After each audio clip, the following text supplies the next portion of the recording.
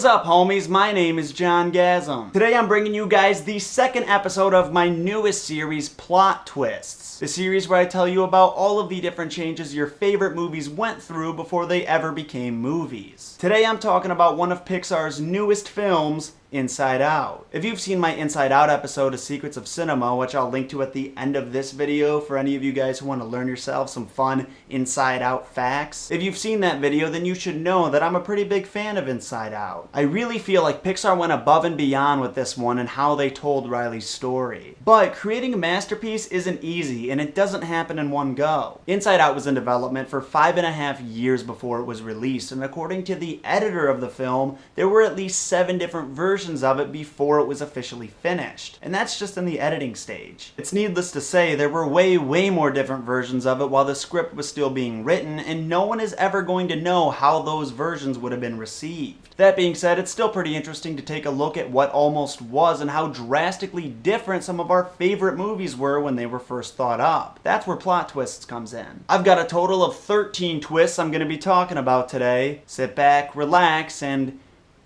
enjoy.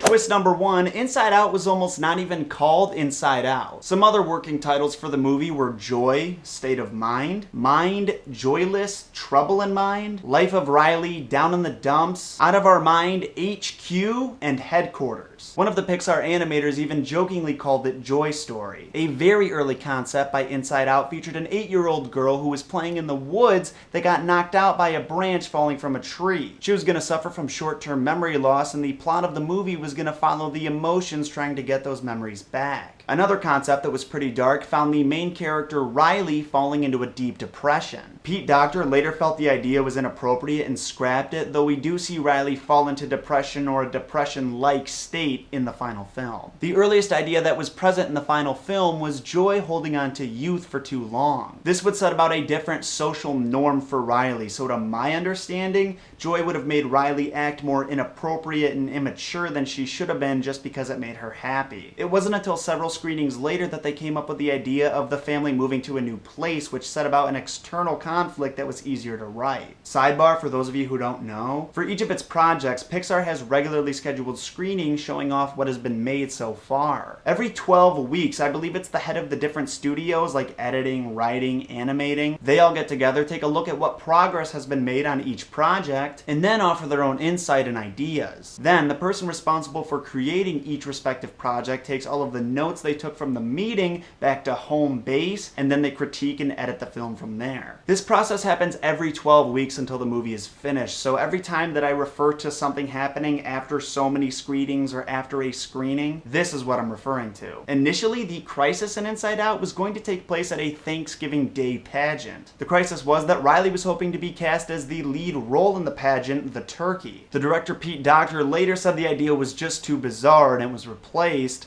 Thank goodness. I gotta admit, some of these changes I'm really wishing they kept in because I think they would have been cool to see. But I really don't feel that way for this one. At all. Literally not even 1% of me wants to see this movie. The writers considered up to 27 different emotions before they settled on 5 to make things less complicated. Some of the major emotions that got cut were surprise, pride, and trust. In one draft, the characters fell into different idea fields where they would cultivate ideas like farmers cultivate crops. Interestingly, an early version of the film actually focused on joy and fear getting lost together instead of joy and sadness because that was deemed to be the funnier pair. Around July of 2012, one of those aforementioned screenings was scheduled with other Pixar filmmakers. Around this time, Pete Docter really started to feel that the story wasn't working, which led to fears that he was going to lose his job. He took a long walk at his home one Sunday in which he started to consider himself a failure. He believed his previous successes to be flukes and started to consider resigning from the film.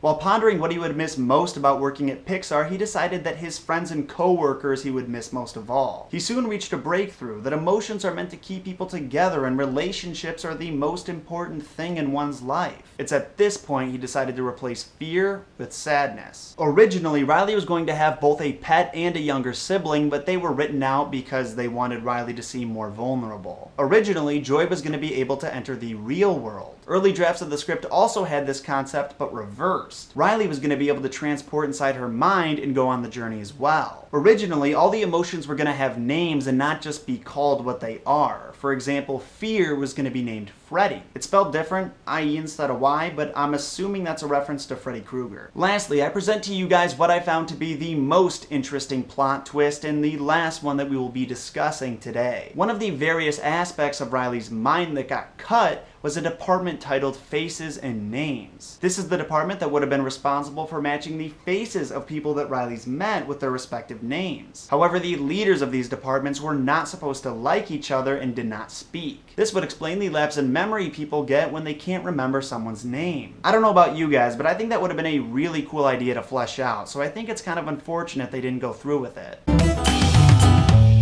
My homies, it's been real, but that is the last plot twist that we're going to be discussing today. If you like this video, let me know. If this video gets to 1,000 likes by the weekend, I'll upload an extra video next week. I've actually been hanging out in the comment section a lot lately, so chances are I'll respond and converse with you homies if you got something rad to say. Remember, if you really liked it, you can also share this video. Either click that share button down below or copy and paste the URL up above to somebody's Facebook wall or Twitter. Doing so helps the channel out a lot. If you haven't yet, make sure you hit that subscribe button if you want to be notified every time I upload another video. That's like 2 or 3 times a week, so I've always got fresh content coming your way. And finally, if you want to be like a level 5 fan, like level 5 out of 5, I've got links to my social media accounts in the description down below. That's Facebook, Twitter, and Instagram. Go give those a like or follow. Thank you guys so much for any support you're willing to give me. I can't express my gratitude enough. I'll be seeing you all very soon. Here's hoping your vidgasm wasn't too messy.